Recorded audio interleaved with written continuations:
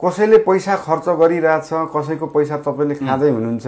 चुनावको अगाडि भनेपछि यति कुरा बुझ्नुस् कि त्यो जसको खानुपर्छ त्यसले त त्यो कमाउनु पर्यो त उसले 1 करोड खर्च गरेछ भने त 5 करोड उठाउँछ भन्ने कुरा चाहिँ मान्छेले दिमागमा चाहिँ बसाउनु पर्यो के 5 वर्षभरि मलाई चल्ने पैसा त कुनै नेताले दिनेवाला छैन भनेपछि त्यो पैसाले चाहिँ 5 वर्ष दुःख पाइन्छ भन्ने कुरा चाहिँ माइन्डसेटमा चाहिँ मान्छेले राख्नु पर्यो साँच्चै आफू बस्ने आफ्नो छोराछोरी बस्ने आफ्नो परिवार चाहिँ राम्ररी बस्ने वातावरण चाहिएछ भने चाहिँ यसपालि सक्षम व्यक्तिलाई दिनु पर्यो भोट मलाई नै दिनुपर्छ भन्ने नि छैन प्राय चस्मा लागिराख्नुहुन्छ भन्ने कुरा आयो किन तपाईको चुनाव चिन्ह हुने सम्भावना यही हो यो यति महत्त्वपूर्ण कुरा हो मान्छेले अस्ति पनि मैले कुरा भन्दाखेरि ओहो कस्तो घमण्डी रहेछ मसँग 5 तल्ले घर छ भन्दियो गाडी चढ्छ भन्दियो तर त्यो कुरा किन बुझ्न जरुरी छ भन्दाखेरि म स्ट्रक्चरल इन्जिनियर हो जुन नेपालमा 150 देखि 200 जना मात्रै छन् हैन म एउटा म्युजिकल कलाकार हो म एउटा टिभी शोको जज हो नेपाल पुसिबेज टिभी शो इमेज च्यानलमा चलिरहेछ हैन मैले स्वास्थ्यमा को क्षेत्रमा गरेको कामहरू शिक्षाको स्कुलको क्षेत्रमा गरेको कामहरू पूर्वाधारको क्षेत्रमा गरेको कामहरू पोलिसी लेभलमा ल मेकिङमा गरेको कामहरूको एक्सपिरियन्सले गर्दाखेरि मैले यो कुरा भनिरहेको हुँ